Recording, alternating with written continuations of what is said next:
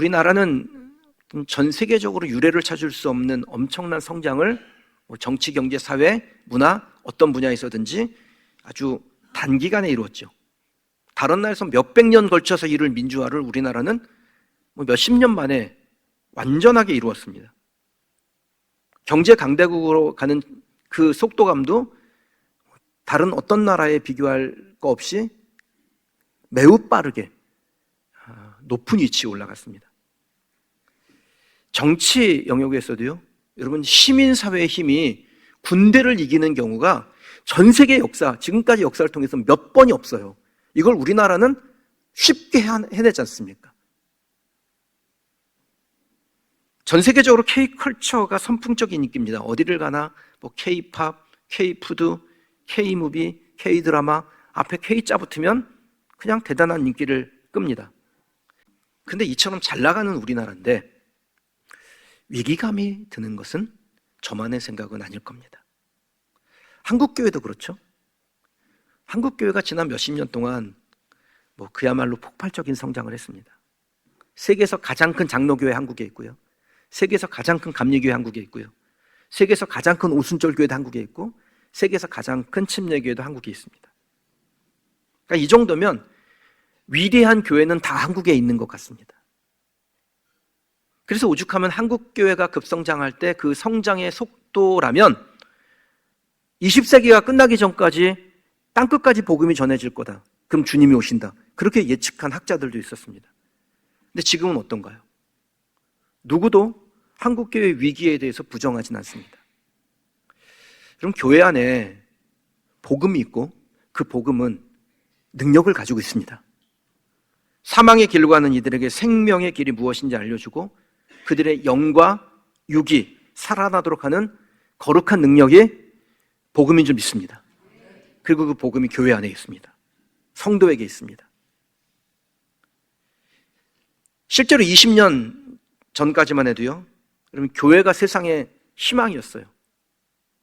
사회에 문제가 생기면 교회가 개입해서 해결했고 정치에 문제가 생겨도 교회가 개입해서 해결했습니다. 경제적인 어려움이 찾아와도 교회가 앞장서서 그 일을 주도해 나갔습니다. 그런데 지금은 교회가 사회적 걱정거리를 해결하는 것이 아니라 사회의 문제를 야기하는 교회들이 적지 않아요. 이 교회의 영적 지형을 바꿔보려고 많은 사람들이 애를 쓰는데 잘 되진 않습니다. 말썽쟁이 교회들이, 말썽쟁이 목회자들이, 말썽쟁이 성도들이 이 시대에 적지 않게 있다는 거예요. 여러분, 어떻게 하면 교회는 이 난국을 돌파하고 이전 영광을 얻을 수 있습니까? 저는 그 시작이 하나님 앞에서 겸손하게 예배하는 것에서부터 시작된다고 믿습니다. 11월에 학개서 말씀을 여러분과 나눈 적이 있습니다. 이 학개서는 포로로 잡혀갔던 이스라엘 백성들이 예루살렘으로 돌아와 하나님의 성전을 세우는 전 과정을 설명한 말씀입니다. 처음에 이스라엘 백성들이 예루살렘에 돌아와서 한 일은 자기의 집을 잘 세우는 거예요. 하나님의 성전은 황폐한 채 내버려 두고 자신들의 집을 완벽하게 짓는 일을 했습니다. 생업을 지키는 일을 했습니다. 근데 그게 잘 안 됐죠. 많이 먹었는데 배고프고 많이 마셨는데 갈증이 있고 마치 구멍 뚫어진 전대에 돈을 넣음과 같이 되었다라고 했습니다. 여러분, 이 문제 어떻게 해결이 됩니까? 이스라엘 백성들이 성전을 짓기로 결정했을 때, 하나님 앞에 겸손하게 예배자가 되기로 결정했을 때 이 문제들이 해결됩니다. 학개서 2장 18절 19절 말씀이에요. 너희는 오늘 이전을 기억하라. 아홉째 달 24일 곧 여호와의 성전 지대를 쌓던 날부터 기억하여 보라. 곡식 종자가 아직도 창고에 있느냐? 포도나무, 무화과나무, 석류나무, 감람나무의 열매가 맺지 못하였느니라. 그러나 오늘부터는 내가 너희에게 복을 주리라. 성전을 짓지 못했을 때는 수고하고 애써도 거두지 못했던 그것을 성전을 짓고 나니까 하나님께서 오늘부터 내가 너희에게 복을 주리라. 새로운 말씀을 주세요. 구멍 뚫어진 전대가 메워지고 막혔던 것이 달리 열리는 하나님의 역사가 시작이 된 것입니다. 언제요? 이스라엘 백성들이 성전을 짓고 거기서 참 예배자가 될 때. 그래서 우리 교회는 이 말씀을 따라 이미 여러분들에게 말씀을 드렸고 또 기도하러 올라오신 분들이 늘 이 기도를 빠지지 않고 하나님 앞에 우리 성도들과 같은 마음으로 드리죠. 하나님의 뜻임을 믿고 과감하게 담대하게 10주년을 맞아서 교회를 설립하는 결정을 내렸습니다. 얼마 전까지 제 계획은 우리 교회 옆에 그 가온프라자 상가가 있는데 이곳이 공실이 굉장히 많거든요. 그래서 여기에 한 층을 매입을 해서 우리 주일학교 아이들을 다 그곳으로 보낼 마음이었습니다. 지금 9시 반, 11시 반 나누어서 예배를 아이들이 드리는데 여러분들은 이렇게 막 인격적 거리 두고 막 편리하게 예배 드리시지만 아이들은 예배 공간이 너무 부족한 거예요. 청소년부는 교사들은 자리에도 못 앉아요. 애들이 자리를 다 차지해서. 그래서 공간을 넓히고 같은 시간에 한 번에 예배를 드리면 어떨까 이런 생각을 했습니다. 근데 기도만 하면 그건 아니라고 하나님이 사인을 주세요.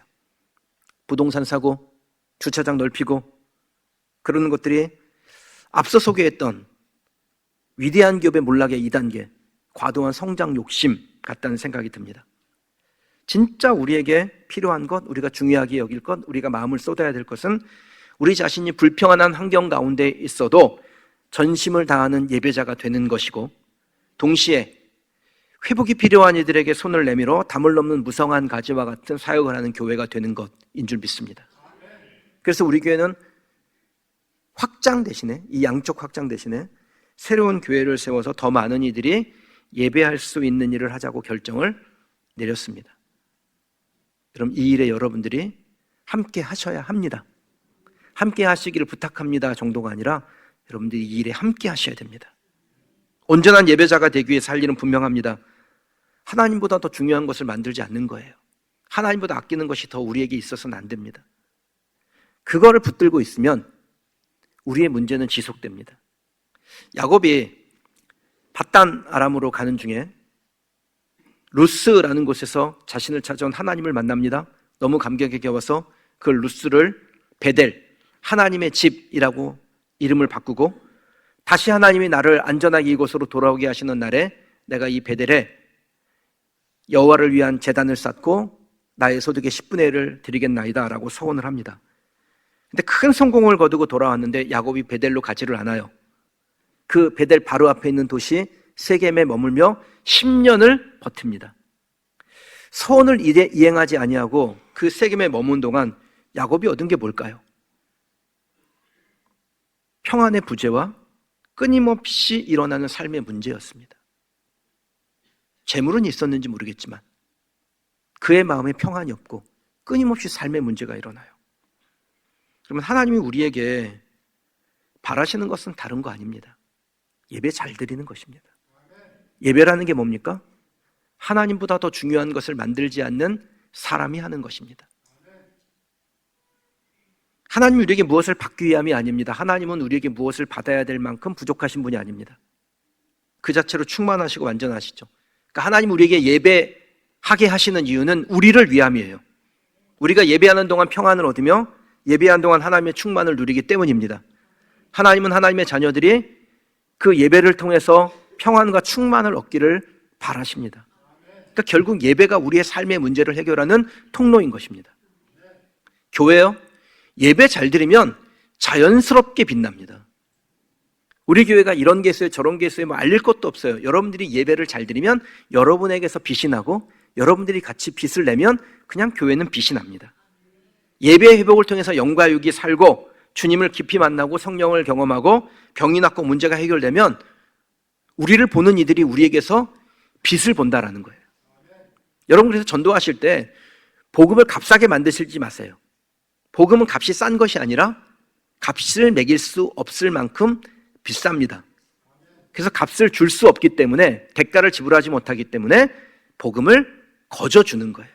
값이 싸서 주는 게 아니라 그 복음에 대한 대가를 치를 수 없기 때문에 거저 주는 것입니다. 그러므로 교회 오라고 구걸하지 마시고 당당하게 영과 육이 살고 싶으면 교회로 오라 라고 전하면 됩니다. 그게 회복된 성도들의 모습이에요. 그리고 성도의 회복은 교회의 회복입니다. 교회의 회복은 정서와 사역의 질을 바꿉니다. 정서와 사역의 질이 좋아지면 그래서 좋은 교회가 되면 그 좋은 교회를 통해서 변화가 만들어지게 됩니다. 변화는 결국 위대함을 창조합니다. 오늘 말씀이 저와 여러분에게 도전이 되고 말씀대로 살고자 하는 결단이 우리에게서 끌어올려지기를 주님의 이름으로 축원합니다. 그래서 개인의 영성의 회복과 또 교회의 영광의 회복에 헌신하는 우리 그린시티교회 믿음의 가족들 되길 주님의 이름으로 축원합니다.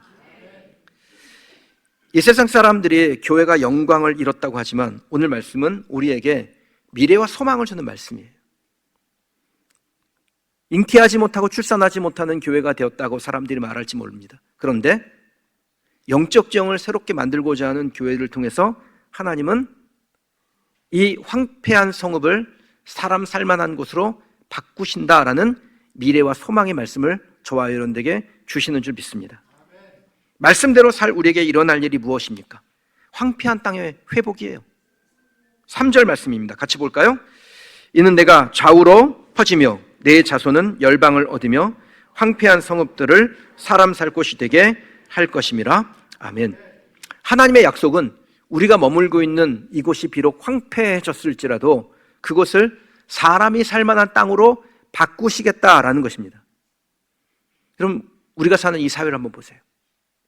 경제적 발전은 얻었는데, 편리함은 갖췄는데, 지금 우리 가정이 또 우리 사회들이 그럼 황폐한 상태 아닙니까? 뉴스를 들을 때마다 황폐한 이야기들이 쏟아져 나오지 않습니까? 올해는 더 그런 것 같습니다. 근데 이런 세상에서 저와 여러분들이 살아가는 이유가 뭡니까? 말씀 그대로요. 내가 좌우로 퍼지며 내가 하나님 계획 안에서 하나님의 형통을 경험하는 겁니다. 내 자손은 열방을 얻으며 우리의 자녀들이 하나님의 뜻 안에서 준비되고 자라서 빛나는 겁니다. 황폐한 성읍이 사람 살 곳이 되는 영적 지형이 바뀌어 그 황폐한 땅을 사는 사람들이 황폐함의 종말을 고하고 하나님의 은혜를 누리는 것입니다. 이건 위해서 우리를 살아가게 하신다라는 거예요. 여러분에게 진짜 부탁을 드려요. 앞에서 남고 뒤로 미치는 일은 하지 마십시오. 특별히 자녀를 키울 때 스펙 만들어주고 재물을 물려주는 일에 마음을 다하면 그건 매우 위험한 일을 하는 겁니다. 신앙의 스토리를 물려줘야 돼요. 어떻게 위기를 극복할 수 있는지에 대한 삶의 방식을 알려주는 것이 자녀들을 정말 사랑하는 것입니다. 그때 위기를 만났을 때 그 위기를 극복할 힘을 자녀들이 얻게 될 겁니다. 교회는 우리가 살아가고 있는 이 지역을 책임지는 이 황폐한 땅을 사람이 살만한 곳으로 바꾸는 사명이 있습니다. 그러니까 교회는 지역을 위해서, 도시를 위해서, 또 나라를 위해서 기도해야 합니다. 그럴 때 이 나라를 하나님께서 제사장 나라로 삼으셨는데 그것을 계속해서 이어갈 수 있습니다. 지금은 더 나라를 위해서 기도할 때입니다. 하나님의 백성들이 말씀대로 살면 말씀이 살아서 우리가 머무는 곳에 영향력을 흘려보내게 됩니다. 엮이는 가족들이 돌아오게 돼요. 이혼하려는 가정들이 회복이 됩니다. 자녀들 때문에 문제가 있는 가정이 그 자녀들의 회복됨을 보면서 가정 전체가 회복되는 은혜를 누리게 됩니다. 정처 없이 흔들리는 사회와 미래가 불투명한 나라에 하나님께서 사람이 살만한 곳으로, 황폐한 성읍이 변하여 사람의 행복을 누리는 곳으로 바꾸어 주실 줄 믿습니다. 우리 교회가 그 일을 하는 겁니다. 제가 매우 의미를 부여하는 말씀이 있는데요, 사사기 끝 무렵에 아직 사무엘이 등장하기 전에 이 사사시대를 성경이 이렇게 표현합니다. 그때 말씀이 희귀하고 이상이 흔히 보이지 않았다. 하나님의 말씀이 들려지지 않고 말씀이 안 들려지니 하나님의 역사가 일어나지 않았다라는 거예요. 근데 사무엘이 등장하자 어둠의 빛이 비치듯 시대의 전환이 일어납니다. 여호와께서 사무엘을 부르시는지라. 하나님의 말씀이 희귀하고 그래서 이상이 나타나지 않은 그때 사무엘이 등장하기만 하자 하나님의 말씀이 들려지기 시작하는 거예요. 사무엘 한 사람이, 그 어린 소년이 하나님의 전을 지키고 온전한 예배자가 되려 하니까 단에서부터 브엘세바까지 이스라엘의 가장 끝 위쪽에 있는 단부터 이스라엘 가장 남쪽에 있는 브엘세바까지 온 이스라엘에 하나님의 말씀이 선포되기 시작했습니다. 하나님의 말씀이 들리면 어떻게 될까요? 갈증이 해결됩니다. 기갈이 끝납니다. 아모스 선지자는 말씀이 없는 시대를 향해서 기갈의 시대라 그랬습니다. 내가 기근을 땅에 보내리니 양식이 없어 주림이 아니요 물이 없어 가람이 아니요 여호와의 말씀을 듣지 못한 기갈이라. 양식이 없어 사람의 마음이 황폐해질까요? 물이 부족해서 사람들의 마음이 황폐해집니까? 여러분, 우리나라 역사 가운데 지금처럼 양식이 많고 물이 넘치는 시대가 없었습니다. 지금 밥을 굶는 것 때문에 걱정한 사람이 얼마나 됩니까? 여름이고 겨울이고 마음껏 얼음을 먹잖아요. 근데 모든 사람이 차고 넘침으로 인해서 만족을 합니까? 황폐해졌죠. 심령이 황폐해졌다고요. 곡식이 없어서 물이 부족해서가 아니라 마음이 황폐해진 겁니다. 왜요? 하나님의 말씀이 들려지지가 않으니까요. 말씀이 기준인데 그 기준이 없으니까 지멋대로 하다가 결국은 황폐한 심령이 되는 것입니다. 교회도 그렇습니다, 여러분. 교회 명패 달았다고 다 교회는 아니죠. 말씀이 살아있는 교회, 하나님의 말씀이 외쳐지면 그 말씀대로 살려고 하는 교회가 될 때 그 교회가 진짜 교회이고, 그런 교회는 황폐할 새가 없는 거예요. 하나님이 바라시는 것은 우리를 통해서, 우리 교회를 통해서 황폐한 성읍이 사람 살만한 곳으로 바뀌는 것입니다. 그 일을 위해서 우리 교회를 세우신 거고요, 그 일을 위해서 우리 교회를 부흥케 하시고 전성기를 갖게 하신 거고, 무엇보다 우리가 그 사명을 기억하면서 거침없이 담대하게 주의 일을 하기를 하나님께서 기대하시며 우리에게 맡기신 것인 줄 믿습니다. 사랑하는 성도 여러분, 저와 여러분이 거하는 곳을 사람 살 곳으로 바꾸어내는 우리 그린시티교회 믿음의 가족들이 되시길 주님의 이름으로 축원합니다. 저는 분명히 그렇게 된다고 믿습니다. 왜냐하면 그것이 말씀이니까요. 3절의 약속을 성취하고자 한다면 그 약속의 말씀을 믿는 저와 여러분들이 어떻게 살아야 되는지를 2절에 설명하고 있습니다. 2절 말씀 같이 읽어볼까요? 내 장막터를 넓히며 내 처소의 휘장을 아끼지 말고 널리 펴되 너의 줄을 길게 하며 너의 말뚝을 견고히 할지어다. 아멘. 황폐한 성읍을 사람이 살만한 곳으로 바꾸시는 것은 분명한 하나님의 계획이죠. 그러나 그 계획을 저절로 이루어주진 않으세요. 우리에게 맡기신 겁니다. 내가 이리 계획했으니 이대로 될 것이다. 그러나 너희들이 이 계획을 이루기 위하여 할 것이 있다 라고 말씀하신 거예요. 그것이 뭐예요? 우리의 장막터를 넓히고 우리의 휘장을 아끼지 않고 우리의 터의 말뚝을 견고하게 박아서 하나님께서 우리에게 약속하심을 성취해 가는 것, 그것이 저와 여러분에게 맡기신 일인 줄 믿습니다. 하나님께 예배하는 온전한 예배자가 있으면 하나님께서 우리에게 약속하신 말씀대로 이루실 터인데, 우리에게 이루신 그 약속을 어떻게 하면 이룰 수 있으며 그 약속이 어떻게 우리에게 어떤 방식으로 이루어질까요? 두 번째는요, 하나님의 영광으로 우리에게 충만하게 하신다는 겁니다. 이게 약속이에요. 5절 말씀 같이 읽어볼까요? 이는 너를 지으신 이가 내 남편이시라. 그의 이름은 만군의 여호와시며 내 구속자는 이스라엘의 거룩한 이시라. 그는 온 땅의 하나님이라. 일컬음을 받으실 것이라. 아멘. 충만함이라는 것은요, 완전하게 채워져서 흘러넘치는 상태를 말하죠. 그러니까 충만하면 뚜껑 열어볼 것도 없어요. 완전하게 채워서 흘러넘치기 때문에 그냥 그것이 충만함의 증명이 됩니다. 우리가 하나님의 영광으로 우리의 가정과 교회를 채우면 세상은 그것을 보게 됩니다.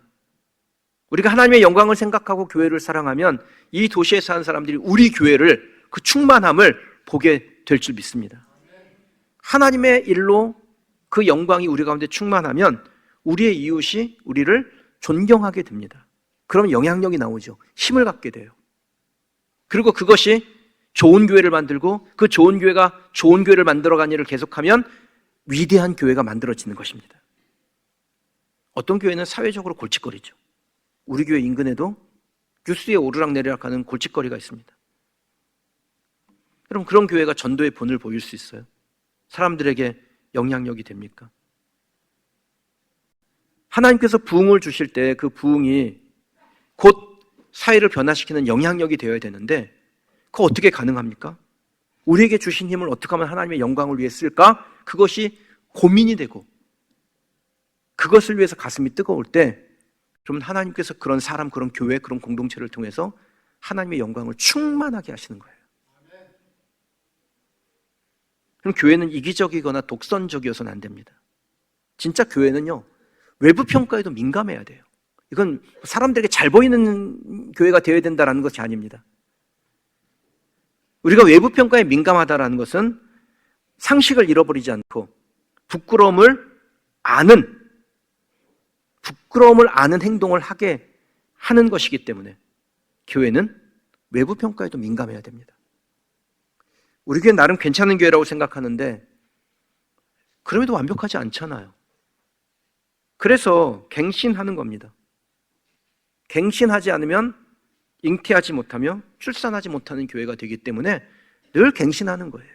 그 일을 공적 교회도 하지만 여러분, 교회 진정한 교회인 저와 여러분, 성도가 그 교회에 맡겨주신 일을 감당해야 될 줄 믿습니다. 성경은 우리를 향해 너가 교회다, 우리가 교회다라고 말씀합니다. 고린도전서 3장 16절 말씀이에요. 너희는 너희가 하나님의 성전인 것과 하나님의 성령이 너희 안에 계신 것을 알지 못하느냐? 누구든지 하나님의 성전을 더럽히면 하나님이 그 사람을 멸하시리라. 하나님의 성전은 거룩하니 너희도 그러하니라. 누가 성전인가요? 건물이 성전입니까? 화성시 노들길 6-42 그린시티 교회, 이게 성전입니까? 그럼 이 진짜 성전은 이 건물 안에서 예배드리고 있는 저와 여러분들이 하나님의 영광을 충만하기 위해서 하나님 앞에 온전하게 설 때 그것이 성전이 되는 줄 믿습니다. 우리가 하나님의 백성담을 회복하고 하나님의 영광으로 충만해지면, 그래서 누가 보더라도 저와 여러분이 우리 교회가 예수를 제대로 믿는다라는 소리를 들으면 그건 주님의 기쁨이 되는 것은 당연할 뿐더러 우리를 통해서 선한 영향력이 흘러가 황폐함의 종말을 사람들에게 구하게 하고 그들도 예수로 인하여 사람 살 수 있는 곳에서 누리는 행복을 얻게 될 줄 믿습니다. 저와 여러분 때문에, 우리 교회 때문에 황폐함의 종말이 오는 거예요. 그리고 온 땅 가운데 구속하신 예수 그리스도의 은혜로 충만하게 되는 것입니다. 이를 위해서 저와 여러분들을 부르신 줄 믿습니다. 미국의 유명한 철학자 중에 조지 산타야나라는 사람이 있는데요, 인류의 비극이라고 하는 아우슈비츠 수용소를 방문하고 거기에 이런 글귀를 남겨놨습니다. 역사를 기억하지 못하는 자는 다시 그 역사를 반복할 것이다. 하나님이 우리에게 주신 말씀을 우리가 기억해내지 못한다면 우리는 계속해서 황폐함을 벗어나지 못하게 될 겁니다. 가정, 교회, 국가가 왜 침체를 겪고 있는지 기억하지 못한다면 우리는 몰락의 역사를 계속하게 됩니다. 그러나 하나님이 우리에게 주신 약속, 황폐한 성읍을 사람이 살 곳이 되게 하겠다라는 그 약속, 하나님의 영광으로 충만하게 하시겠다라는 그 약속을 기억하고 말씀대로 살면 우리의 가정이, 우리의 이웃이, 우리 교회가, 나아가서는 한국교회와 또 이 나라가 살아나는 하나님의 은혜를 누리게 될 줄 믿습니다. 그날을 볼 때까지 우리 그린시티 교회와 성도들이, 그리고 비봉에 세워질 새로운 교회가, 또 하나님 앞에 좋은 교회가 되기를 열망하는 이 땅의 교회들이 좋은 교회를 넘어 위대한 교회로 나아가기를 주님의 이름으로 축원합니다.